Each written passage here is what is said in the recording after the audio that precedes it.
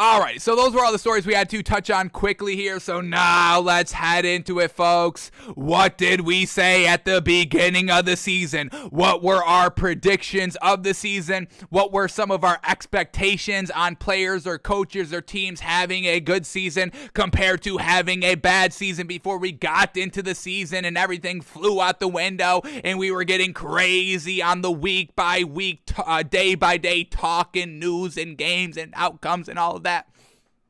So, we're going back to our predictions and expectations that we wrote down, folks. September 9th, it was the day of the Thursday night football game. Cowboys at Bucks, the first game, Thursday night football of the season. That's when we officially wrote everything down. We had it here on the record. There's a video, folks. We didn't go and change anything midway through the season, end of the season, anything like that. It's all on video, folks. That's why we have things on the record, so y'all can go back, folks. What do we say the title of the video was? Predictions and expectations heading into the 2021 NFL season, something like that. So you guys can go look it up. Maybe I even linked it. Maybe I even make it easy for you. Maybe I link the video in the description of this video. Yeah, how about that? Maybe. We'll see. We'll see if we do that for you. All right, but let's see. What did we get right from this season, folks? Were we 100% right? I'm pretty sure we were. We're never wrong here. And we'll see if the coaches, the new head coaches this season, if they had a good season in our view, in our eyes. We'll talk it all through. So, here we go, folks. We've got a little bit of a notepad right here I'm going to write down. We've got two columns, the right column and the wrong column. So, hopefully we have more right than we do wrong, which I'm sure we do. And I'm sure I know we have one thing wrong. There's like two things I remember that we wrote down here. One, I got big time wrong, and I don't even want to bring it up, but full transparency, we will talk it all through. But there is one thing we called right, I believe. I believe we called Super Bowl champions right, but no need to honk our own horn just quite yet. Alrighty, folks, we got two big old Google slides. We got like 20 plus points noted right here, folks. 20 plus Boltons. So here we go. What did we get right? The 2021 NFL season predictions and expectations from takes by fans before the season kicked off, folks. What did we get right? Well, let's find out. Here we go. Number one, prediction number one. Here we go. Derrick Henry brings the single season rushing record of 2,105 yards. And I think we believe we predicted 2,236 yards is more impressive. So we said Derrick Henry breaks the single season rushing record. And what did Derrick Henry do? He broke something in his leg. He broke his foot, folks. Damn. Kept him out basically the entire year. Comes back for their one playoff game, and unfortunately they lose. So, yeah, kind of jinxed Derrick Henry a little bit, right? We went all in. We went all in on Derrick Henry this season. Put him on the canvas. Said he breaks the single season rushing record. And he gets injured midway. Which week did he? It was real early in the season. Let's get the official week up here. Derrick Henry. I want to say it was like, week 7? And he was still like number 5 overall in rushing yards. I think he's like top 7 overall in rushing yards this season, even though he went down week 8, started 8 games this season. I believe one is the playoff game. I don't know. Maybe they don't count that. 8 games. The first 8 weeks. Man, oh man. And still had 937 yards rushing this season. Absolutely fantastic. So, unfortunate he didn't break the single season rushing record. That is wrong. And the jinx, man. Oh man, oh man. I don't want to start no takes by fans curse, right? I mean, Saquon Barkley, never good this season. Derrick Henry, injured. Aaron Rodgers, number 1 seed, and then loses first playoff game. So we're not doing so good on our first year of hanging canvases and flags behind us. Are we a jinx, folks? We don't want to be labeled a jinx. Damn. So, all right, first one is wrong. Derrick Henry did not break the single season rushing record and actually got injured. Man, oh man. All right, hopefully we're not the jinx here. we'll have to dispel that next season. We got to get our canvases right next season, because if we go 2 years of all 6 canvases doing a little bit of a jinx, we might have to kind of rethink for 2 years down the line of what our set is for the NFL season. All right, so 1 down, 1 wrong. All right, here we go. Number 2, Darren Waller will be the number 1 tight end in the league at the end of the season. Yeah, that's not really it either. I think I give that to, I don't give it to Travis Kelce, even though he may be number 2. Darren Waller, real solid. I would probably put number 1 as Mark Andrews. Did Mark, let's do a tight end. Let's bring up the numbers here. 2021 tight end receiving yards. Let's get that up quickly. I know Derrick Carr was not number 1. Most receiving yards from the tight ends in 2021. Yeah, Mark Andrews with 1,400, and he was just always open. Huge main focal point to that Ravens offense, and we know why, because they're, more of a not down the field throwing team, the rush, the tight end. So definitely I would say Mark Andrews was the best overall tight end this season. Then we get Travis Kelce at number 2, 1,100 yards. Kyle Pitts broke 1,000. George Kittle even had 910, and he was a little absent for the back end of the season. They utilized him up front because obviously, but then a little bit figured out, a little exposed, not as dominant in the back end. Then we get Dallas Goddard, number 5. Dalton Schultz, number 6. Rob Gronkowski, back at it, 802. Broken Frankenstein, back. Mike Gesicki, 780 yards, and he floundered in the back end of the season. Then we get Zach Ertz, Noah Fant, and then we get Darren Waller, only 665 yards. Didn't Darren Waller miss? Did he miss a couple of games here this season? Get a little banged up. Let's get that up quickly here. And especially with everything going on in Las Vegas, everybody, committing sin. Yeah, Darren Waller only playing 11 games, so another jinx a little bit here on Darren Waller. No. So Darren Waller was not the number 1 tight end in the league. I would kind of classify Mark Andrews as the best tight end this season and this season alone. Probably is the best from Tight End University. He graduates with summa cum laude honors from Tight End University, so shout out to Mark Andrews. But Darren Waller was not. Darren Waller was not tight end number 1. Damn, all right, not off to a good start here, folks, but maybe we pick it up in the back end, right? We got all the bad takes out of the way. And that brings us to number 3, which this is the worst one, I think, folks. Here it is. Jamar Chase will not catch a single pass this season. Is that true, folks? Was Jamar Chase even good? I don't remember even hearing his name all season. Did the Bengals even play a game this year? The Bengals were bad, right? Jamar Chase was bad, right, this season? Jamar Chase, what did he do? Oh, he had 81 catches. Oh, he had 1,455 yards. Oh, he had 13 touchdowns. Really? I kind of went under the radar, no? Did anybody even talk about Jamar Chase this season? I can't think of any instances that Jamar Chase playing in the Super Bowl would be mentioned this season.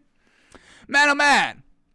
So, Jamar Chase, we are truly fully convinced now, and nobody will ever be able to change my mind, that Jamar Chase got with Joe Burrow, got with everybody in the Bengals. It was like, hey, I'm going to drop every single ball here. In practice, in the preseason games, I'm going to drop them all because I want everybody to think I'm trash and I'm bad and I can't play. I was a year removed. I lost all my talent in that 1 year. I didn't play 2020. I've lost my talent. I've lost my juice. I don't know how to play football anymore. That's the plan. And then week 1, I'm going to come out firing, baby, and I'm going to win Offensive Rookie of the Year. So, Jamar Chase, we give you a ton of credit for playing the long con, the long game, high, big brain, IQ 70, chest looking 8 moves ahead. Jamar Chase, we know he's a physical specimen on the field, but that man's got a brain on him. That man's got some brains in that head. Shout out to Jamar Chase. Man, oh man, fooled us all. Fooled everybody. Nobody thought he would be good, folks. Come on. It wasn't just us. It was everybody thinking that man's trash. All right, so Jamar Chase did catch a pass this season. More than one. Not many more than one, just 87 more than one. Jamar Chase caught a ball. Wow. All right. So, we're batting 0 of 3 so far, folks. Not great. Not great at all. All right, let's see if we pick it up here. With point number 4, we said Najee Harris will be top 3 running back at the end of the season. And I think that may be right. I think Najee Harris is top 3. We get Jonathan Taylor 1. We can give him number 1. Who do we give number 2? Joe Mixon? I give Joe Mixon number 2. Does that sound right? Number 3, Najee Harris. Can we make the case for Najee Harris, number 3? Let's get these running back stats up here. Running back yards. I would like to see both rushing and receiving. Don't want to kind of just don't want to do just rushing. I want rushing and receiving. So, yeah, here we go. Number 1, Jonathan Taylor, 1,800 rushing yards. It seems like they're only doing rushing yards. All right.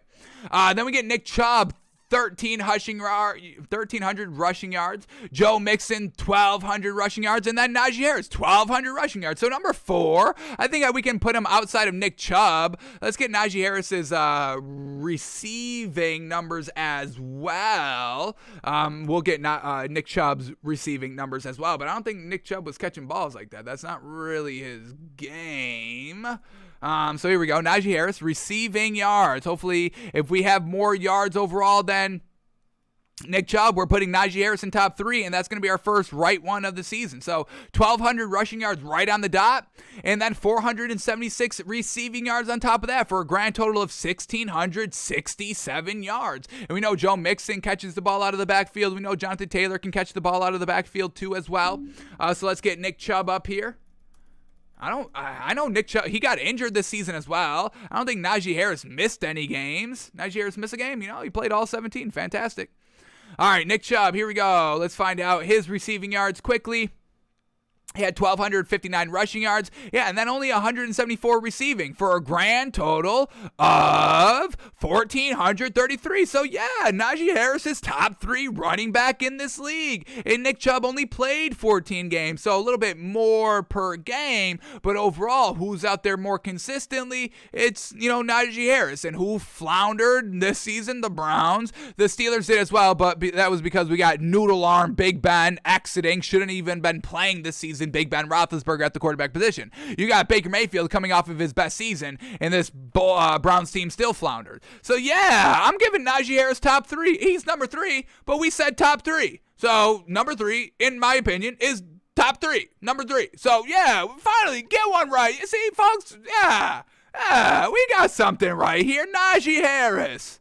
That's right, baby. Top 3. Number 3, but top 3. I know I said I'm top 5, but I'm top 2, and I'm not 2. You know what I mean? But Najee Harris, he's top 3, and he is 3, and he's not 2, and he's not 1. He's top 3. He's number 3.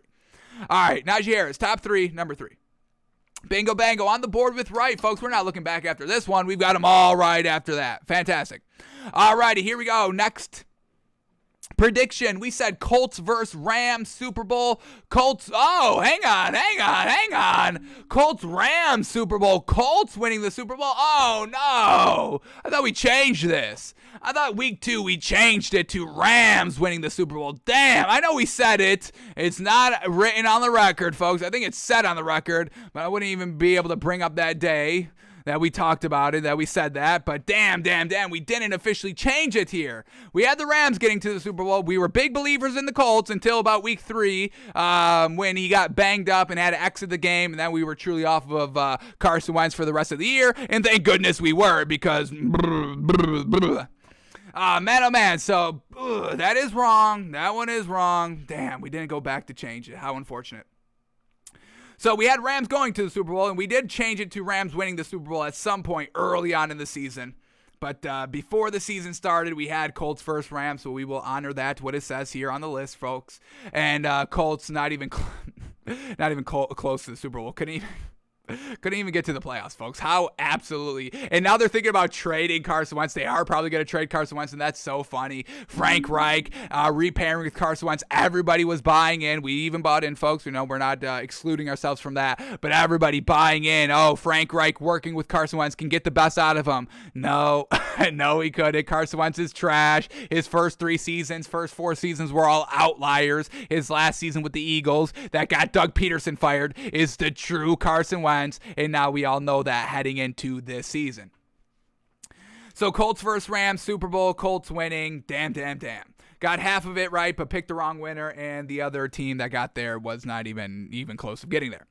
Damn, I thought I was banking high on the Rams winning the Super Bowl was our prediction. Damn. All right. I don't even know. We may strike out for the rest of these. We'll see.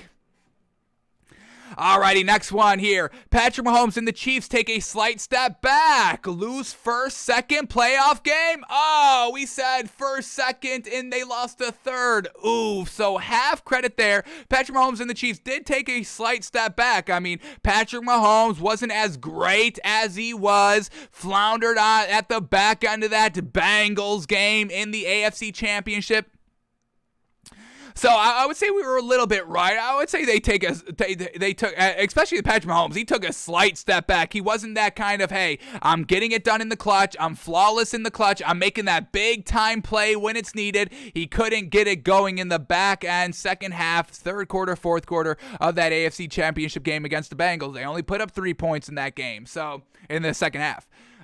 So I would say half credit. We'll give ourselves half credit. Small step back.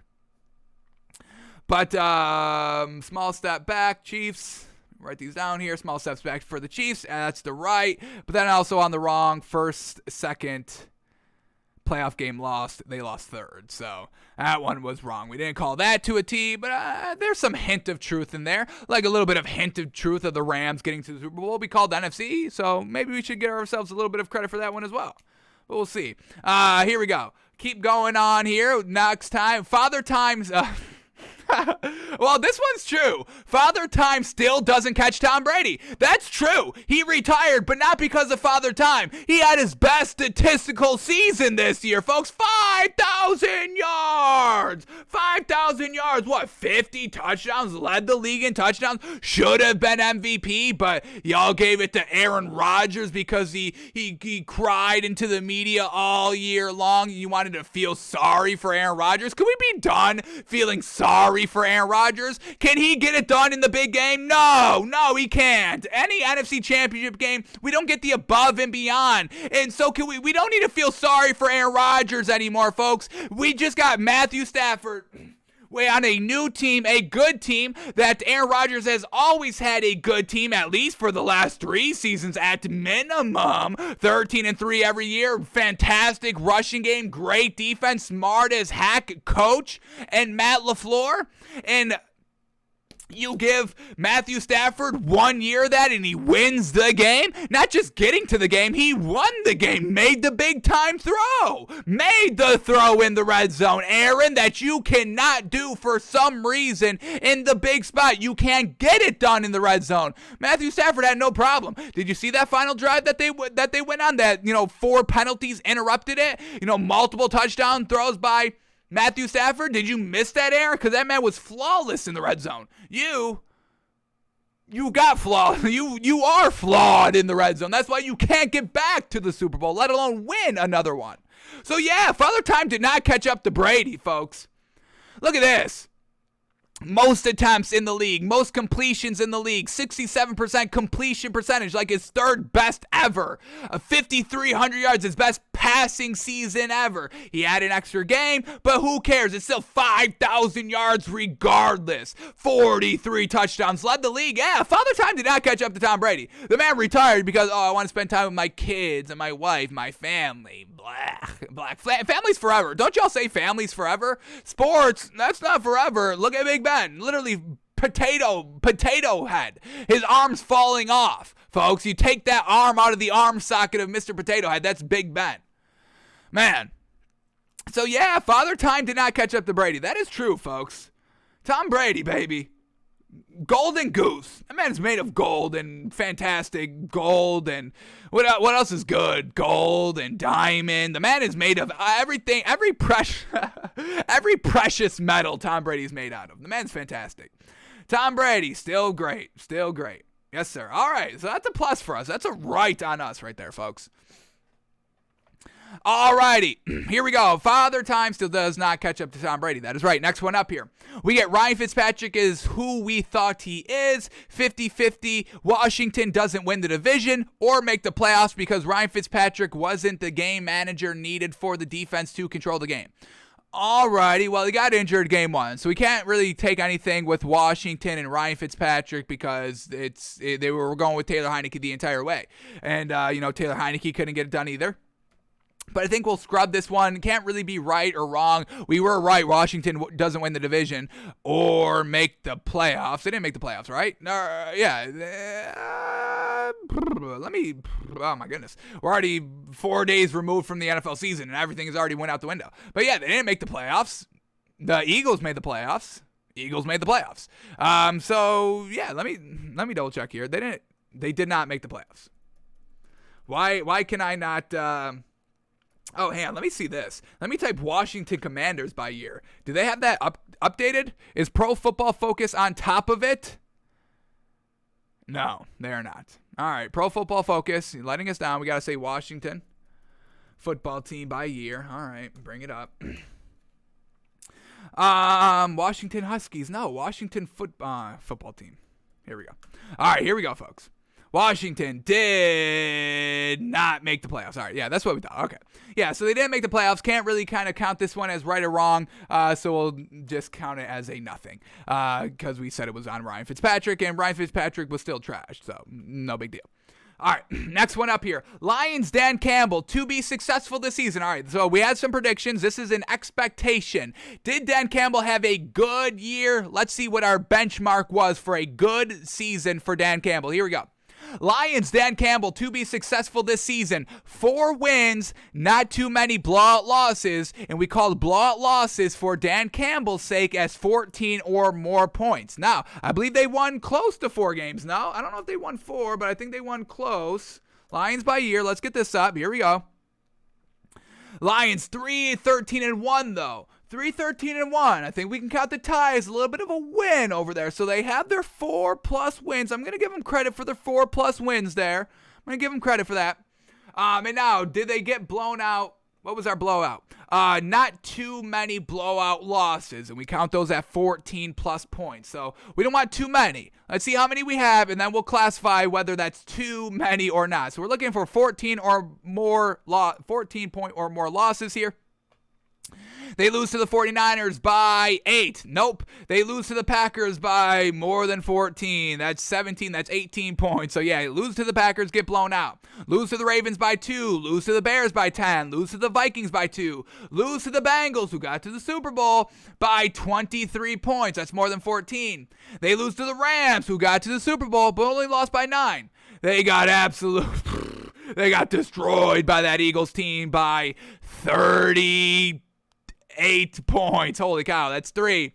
They tie the Steelers 16-16. They lose to the Browns by 3. They lose to the Bears by 2. They lose to the Broncos by 28. That's 4. They lose to the Falcons by 4. They get blown out by the Seahawks by 22. That's 5. And they lose to they beat the Packers last game of the season. So 3 wins, 5 blowout losses.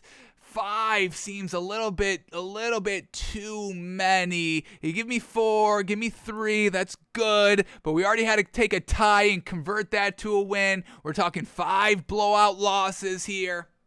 So Dan Campbell had a good year. Can we call it a successful year? Yeah, they were competitive in a lot of games, but 5 blowouts, folks, and some of those blowouts were bad. I mean, 33, 29, or 22, those are big, bad losses. Ugh. Dan Campbell's right on the verge of a successful year. Oh, do we call it for him? You won the last game of the year. I think that's how we're going to classify it. You won the last game of the year. That'd be like the tiebreaker. We wanted to see 4+ wins. You got 3, but then a tie. Okay. Right on the line there. 5 blowout losses. I could accept maybe 4, but the 5. But so overall, just kind of real close. Good season, bad season overall. But then they won the last game. And yes, Aaron Rodgers didn't play the whole game, but he played like the first half, maybe even a little bit into the third quarter, and still got the win at the end of the day. So I'm going to count it a successful year officially for Dan Campbell, because the tiebreaker, winning the final game of the year, we give Dan Campbell credit. So we will officially call it Dan Campbell successful year 1.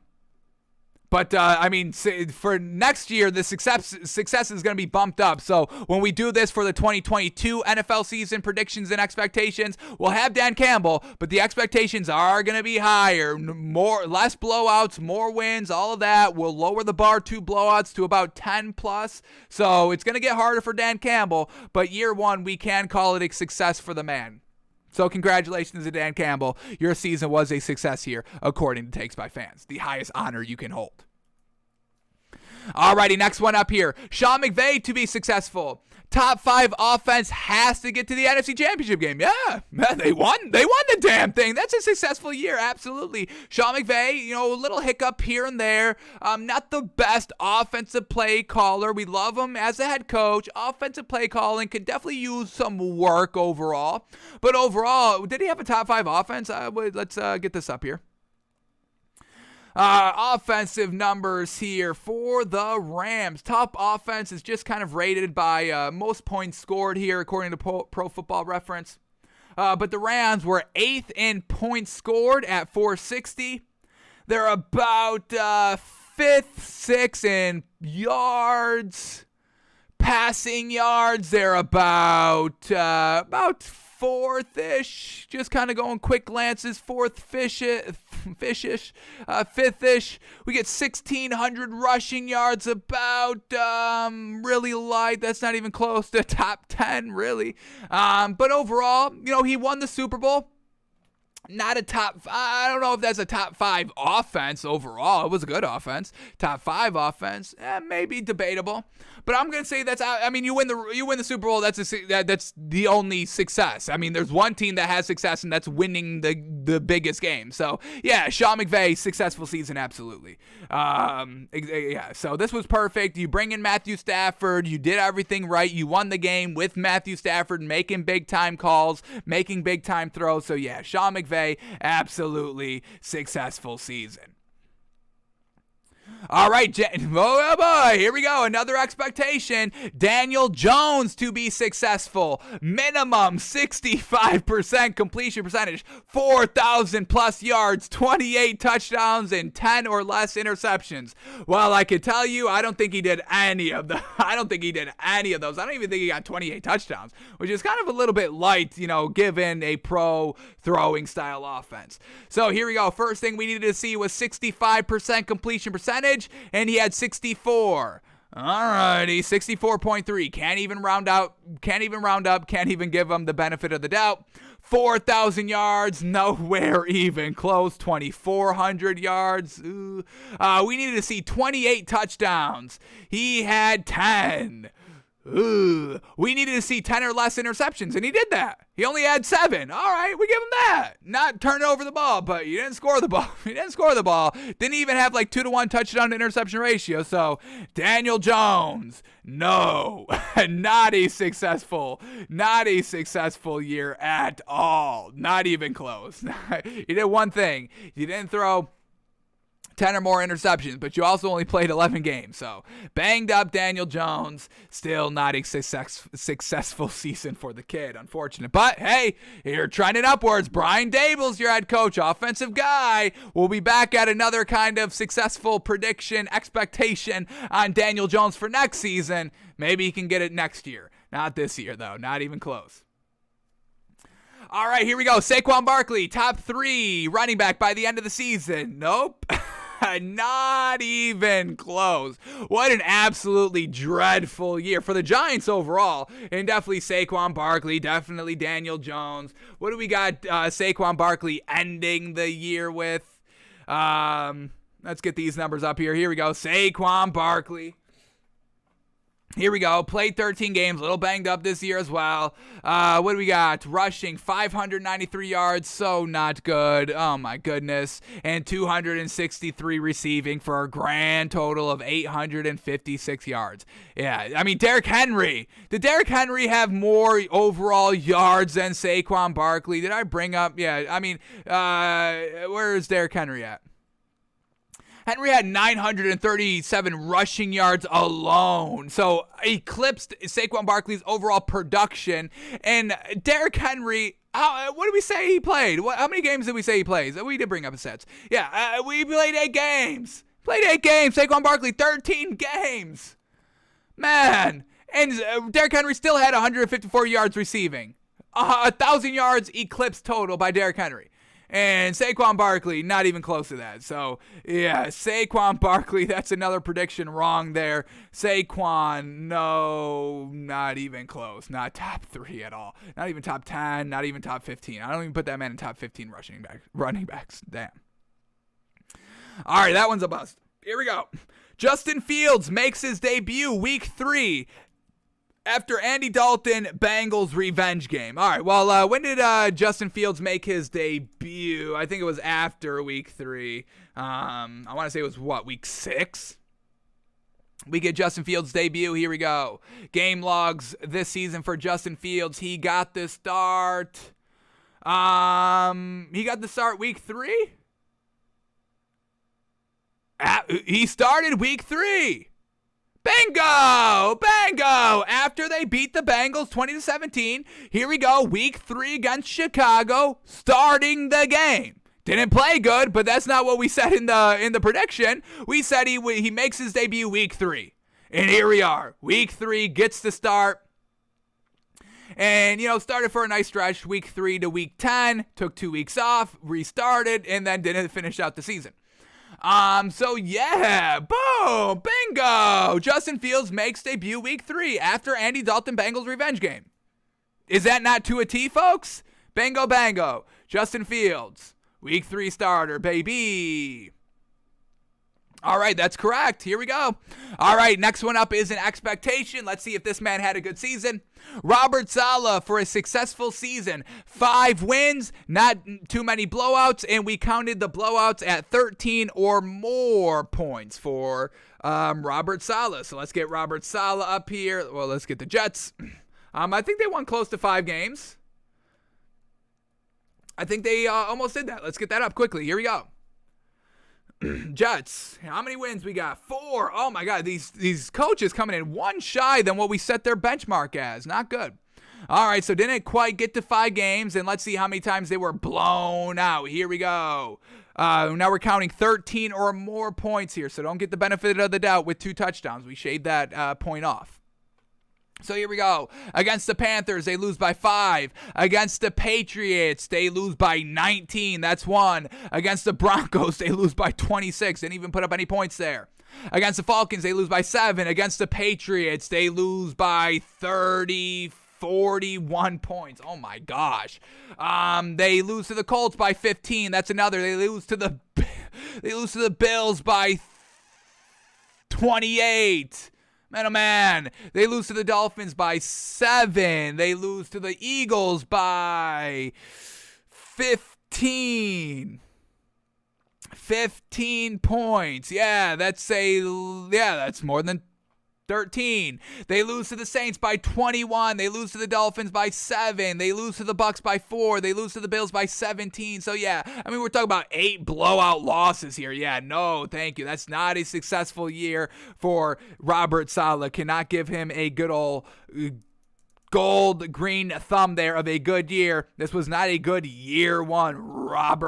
Robert Saleh, not a successful year. Unfortunate. All right, next one up here. Urban Meyer.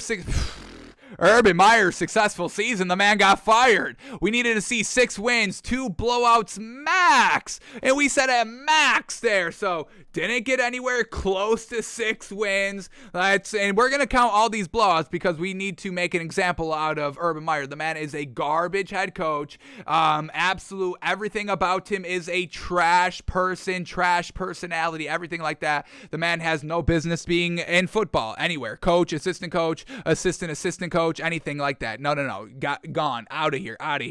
Works in college when you can boss around kids becoming men, but you can't boss around grown men like that. They do not adapt to that. All right, here we go. The blowout losses that we classified as 13 or more points for Urban Meyer. Let's see. He only got 3 wins, so half of what we needed to see. Trash Urban Meyer. Urban Meyer's trash. And here we go. They lose to the Texans by 16. That's 1. They lose to the Broncos by 10. They lose to the Cardinals by 12. 12 points, right under the bar. They lose to the Bengals by 3. They lose to the Titans by 18 points. They lose to so that's another one. They lose to the Seahawks by 24. They lose to the Colts by 6. They lose to the 49ers by 20. They lose to the Falcons by 7. They lose to the Rams by 30. They lose to the Titans by 20. Didn't put up any points. They lose to the Texans by 14. That's so trash. And Will Culley still loses his job. What is that about? You lose to the Jets by 5. You get blown out by the Patriots, somebody that can coach, and you're no longer here. But still, it's the Jaguars. You had your fingerprint on it. This is still your team overall getting blown out by 40 against the Patriots, and I'm still putting that on Urban Meyer. So, Urban Meyer, blown out 8 games, only won 3, absolute trash, fired, absolutely not a successful year. The most opposite you can get from a successful year. That's what Urban Meyer did, folks. The 100% opposite of success. Alrighty, so not a successful year. Here we go. Next up, fans back in the stands will play a big role again. Lower completion percentage by the younger quarterbacks, comparing 2020 completion percentage to 2021 completion percentage. And really the main quarterback that we wrote this about was Josh Allen. And we have seen a big old dip from his completion percentage. Last season, he had 69%, which was amazing, and he dropped down to 63. Now, his attempts went up a lot, about 80 more attempts, but the completion to drop 6 full percentage points, that's a big old drop there. Let's see what we got with Aaron Rodgers. He just won back-to-back MVPs. So, I mean, that's what y'all just held as your standard, your pinnacle of great quarterback play. Let's see if fans in the stands kind of affected his completion percentage. So here we go. Aaron Rodgers. Last season at 70, this season at 68.9. So I'm not going to really say that affected him. 2-point drop. I mean, that's just natural. 70 is wild. So fans in the stands, not really affecting the great quarterbacks, but we did classify it in this as lower completion percentage by the younger quarterbacks. So let's get Kyler Murray. This should be a really good example because Kyler Murray is a little bit under fire at the current moment and potentially no longer going to be a Cardinal, which really came out of left field. But let's see what we get with Kyler Murray's completion percentage. Last season we had 67. Oh, this year it actually went up. All right, so okay, maybe it's just really Josh Allen. Baker Mayfield, he took a little bit of a step back this season. Let's see how much and if that had anything to do with potentially the fans in the stands. What do we got? Baker Mayfield went from 62 to 60. So once again, he was never great and he didn't get greater. So he took a little bit of a step back. Let's go to Patrick Mahomes. He had a little bit of a lesser year, not by too much, but I would say a little bit of a step back this year. A tad. Not as clutch in the step back. Patrick Mahomes, 66 last season. Literally the exact same. 66.3 last season, 66.3 this season. How crazy.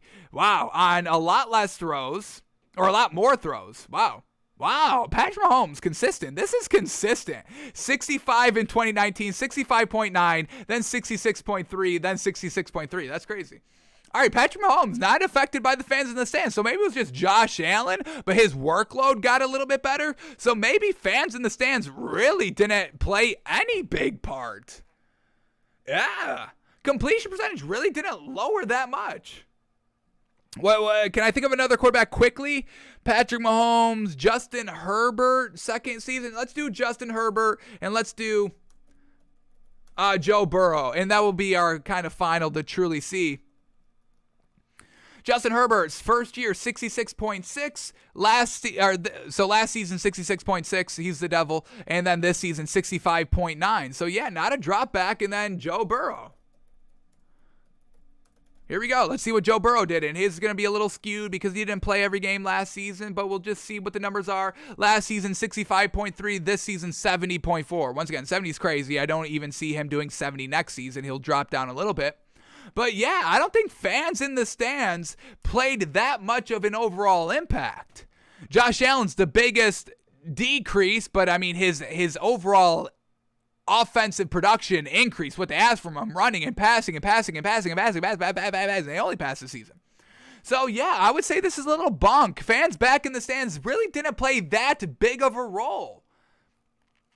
Lower completion percentage by the younger quarterbacks comparing 2020 to 2021. Now, they didn't raise any. We didn't really see any quarterback go up, but they didn't go down. It kind of stayed the same or just natural, degrading because, you were good last season. You're going to get kind of a little bit exposed, a little decrease.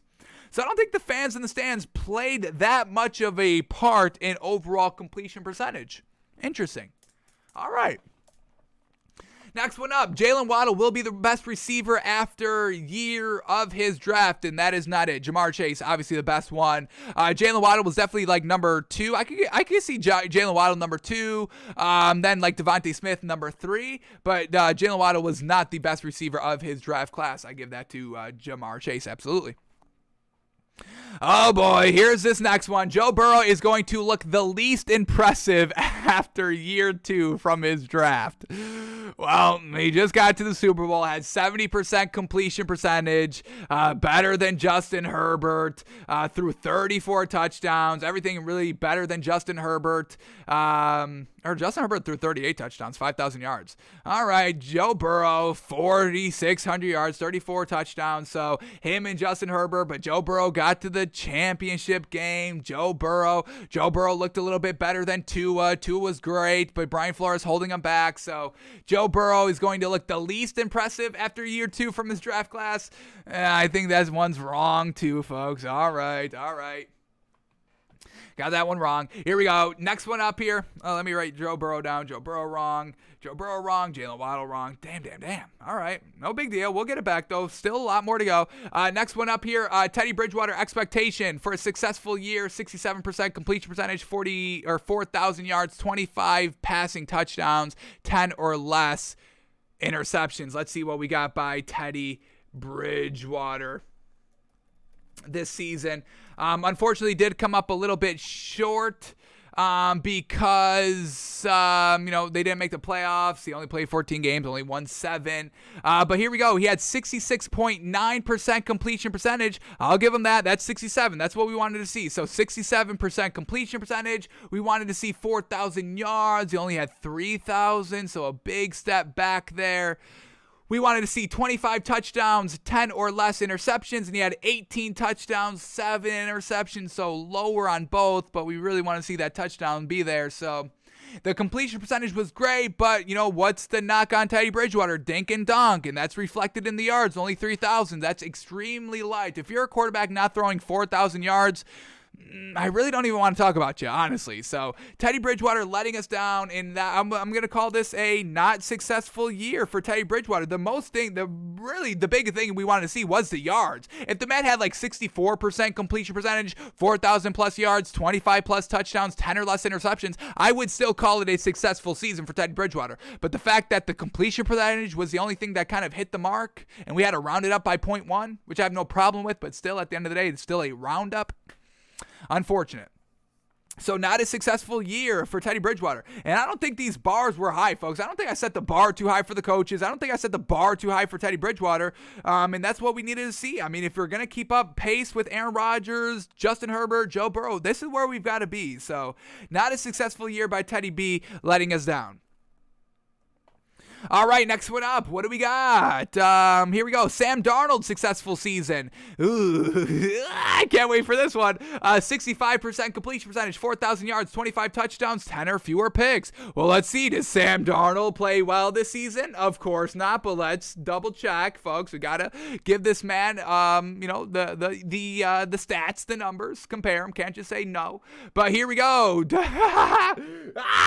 Oh yeah, Sam Darnold, classic Sammy D, 59.9 completion percentage, 2,500 yards, 9 touchdowns, 13 interceptions.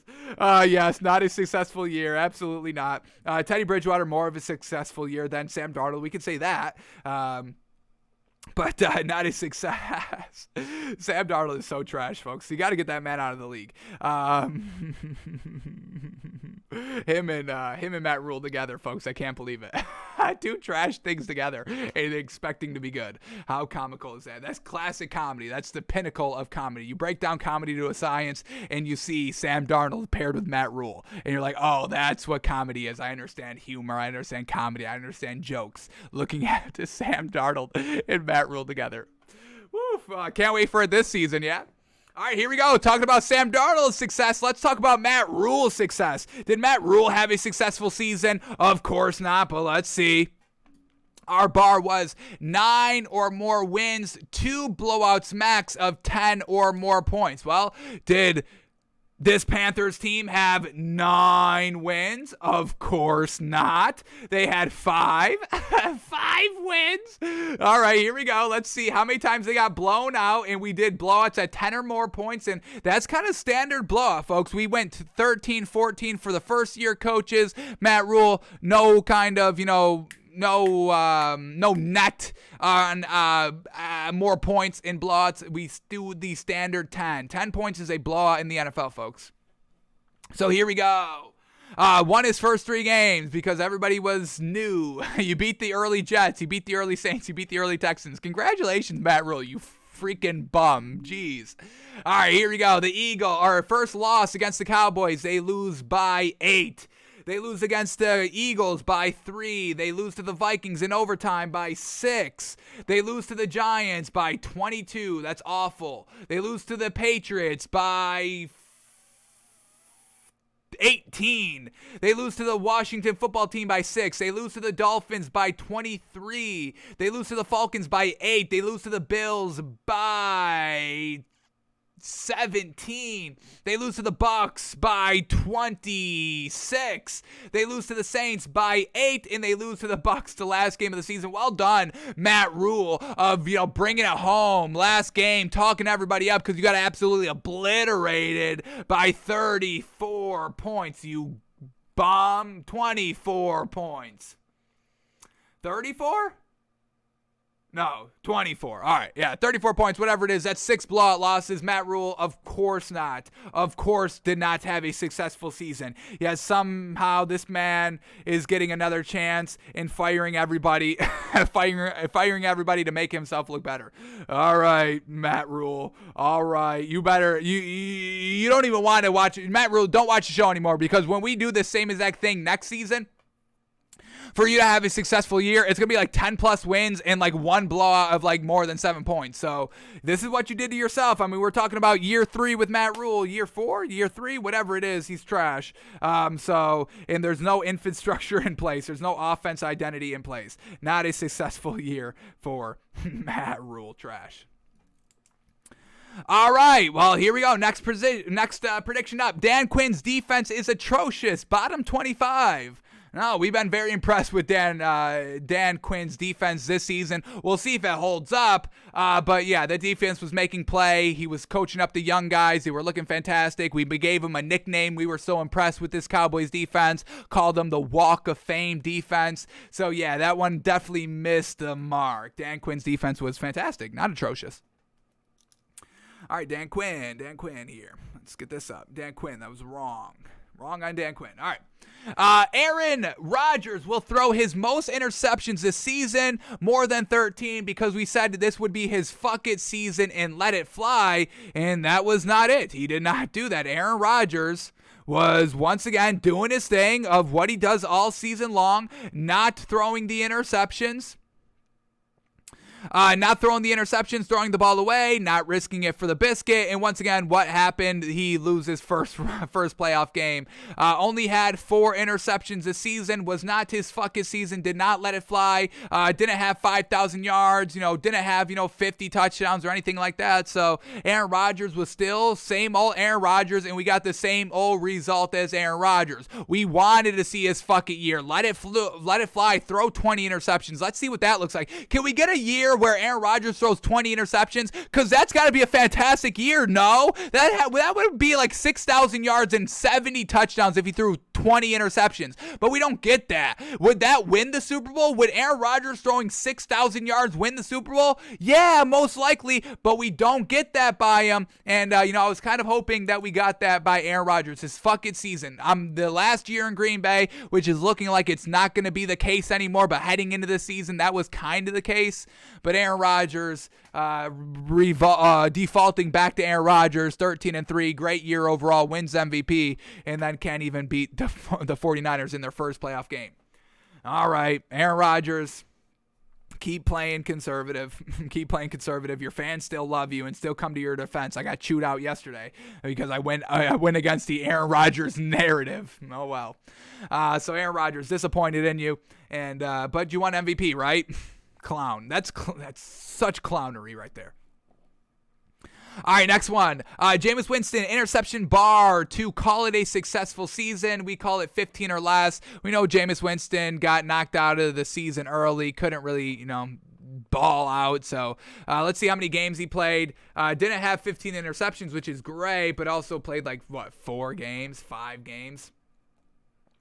Jameis Winston, 7 games and only had 3 interceptions. So that's great. 14-3 in 7 games. Absolutely fantastic 5-2 record. So it is a success there. We can't call it a success, but we didn't get the full 17-game experience. So still a little bit of the jury is still out on whether Jameis Winston truly cleaned up the interceptions, but a nice kind of building block if he gets back to it this season. All righty, here we go. Arthur Smith must make the most out of Mike Davis, running back, because that's who he chose. Had Le'Veon Bell, other free agent running backs, and he passed. So he chose Mike Davis. Had the opportunity to go out and get a big name running back. He came from Derrick Henry with the Titans when he was the offensive coordinator, now the head coach of the Falcons, and he said, no, I'm cool with Mike Davis here. Like with Vic Fangio saying, yeah, I'm cool with Teddy Bridgewater, I'm cool with Drew Lock. And how did that play out? Probably should have tried to make a little bit of a bigger splash in the quarterback market. So here we go. Mike Davis. Was this a right call by Arthur Smith? No, because I think Cordell Patterson had more rushing yards than Mike Davis did.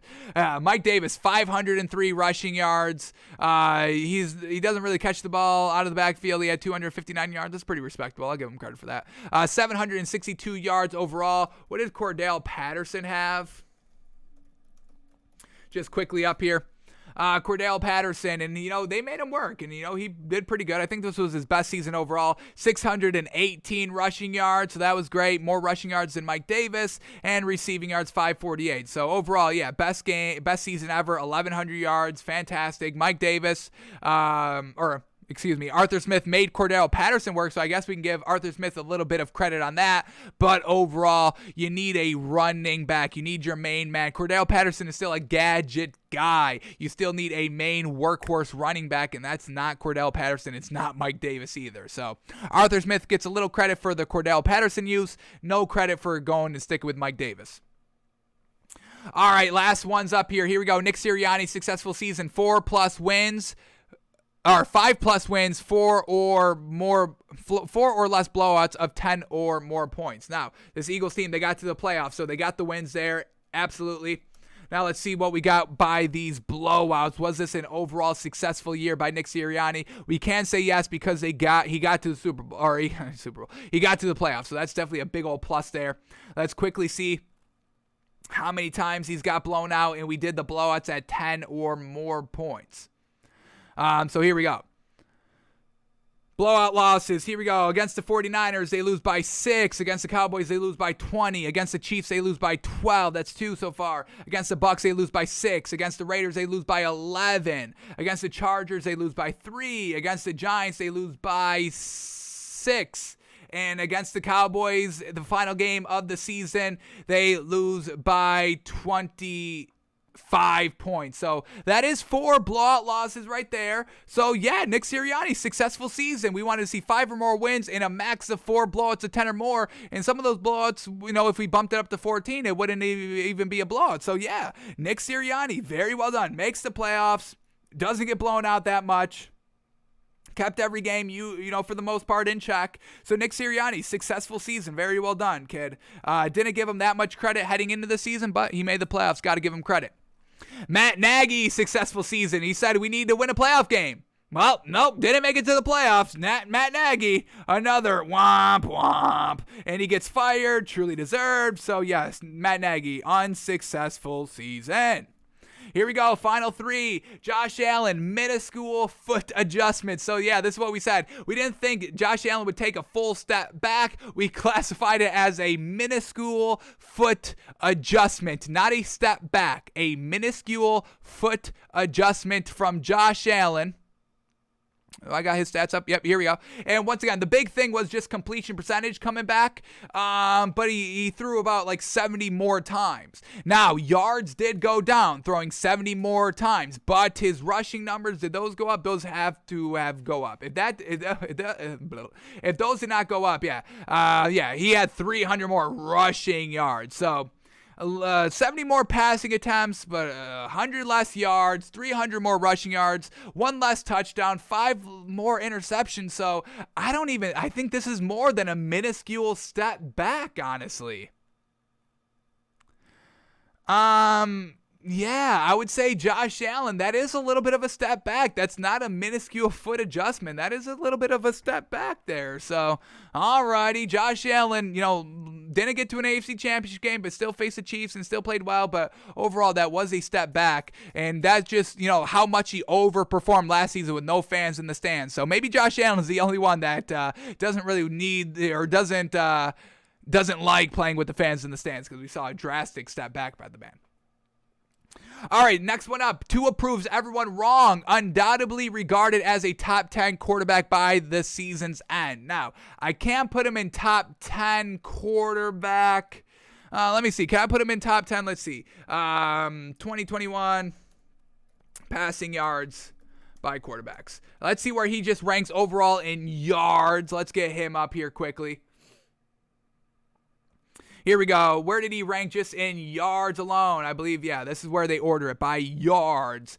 Tua was number 27. He only had 2,600. Wow. All right, 2,600 passing yards. Very, very light there, so definitely cannot put him in top 10. But the accuracy, and once again, his head coach didn't want him, and the owner was actively paying the head coach, so can't really get a firm grasp on it. Overall, just, black and white, right or wrong. This is wrong, but when you look into it, we can kind of see why it was wrong. But yeah, Tua was not a top 10 quarterback. He was still accurate, so that was great. Still should be proving everybody wrong. That really should be the case at that moment, but not a top 10. We can't go that high. And then our last one. Here it is, folks. The end. Here it is. John Gruden, successful season, win a playoff game. Womp womp, and he gets fired. So John Gruden, we know, not a good coach, out of the league, thank goodness. Not a successful season. They got to the playoffs, but with Rich Bisaccia instead, and for that we love it. But John Gruden was not having this team right or ready, or being able to kind of keep everybody focused on the task at hand, a la everybody kind of doing really bad things there in Las Vegas. So John Gruden, an unsuccessful season. Alrighty, so we got a lot more wrong than I thought we would. Yeah, so, alright, our overall predictions did miss the mark a little bit. Did miss the mark. I'm still taking credit for Rams winning the Super Bowl. I think we called that early enough in the year where we can kind of put that as an official prediction. So, Rams winning the Super Bowl, we are still taking credit for that. I don't care what y'all say. Everything else, yes, we were wrong. That's fine. Alright. So, coaches not meeting our bar. We had Dan Campbell. We call that a successful season. Sean McVay, a successful year. Daniel Jones, Robert Saleh, Urban Meyer, Teddy Bridgewater, Sam Darnold. Matt Nagy, not a successful year. Also, shout out to Nick Sirianni. He did have a successful year. Alrighty, so that is the little bit of a bow on the 2021 season. We've seen the winner. We've seen who won the Super Bowl. We've checked all of our predictions and expectations. Who rose to the occasion, who did not. So 2021 season is kind of in the books. But for the next couple of days here, we are going to be writing on paper so we don't get lost in the off-season shuffle and the revisionist history. We are going to go team by team, just write our final thoughts, what happened in the season, good year, bad year, all that, who was good, who was bad on the team. We'll write all that down so we don't get lost with everything that comes out in the off-season and 7 months removed and be like, oh, the Panthers were good, weren't they? Yeah, the Panthers were good. Remember they won their first 3 games. Yeah, they were good that season. No, we're not going to get fooled by that. No, the Panthers were trash right from the get-go. Still trash team. So write our final thoughts down on every single team moving forward. Then we will get into the NFL draft. After that, the draft prospects, shooting us right into the USFL, the offseason still, the NFL, and all that. So we are still talking NFL here, but the 2021 season beginning to have a little bit of a bow on it. Great year, all that, great season.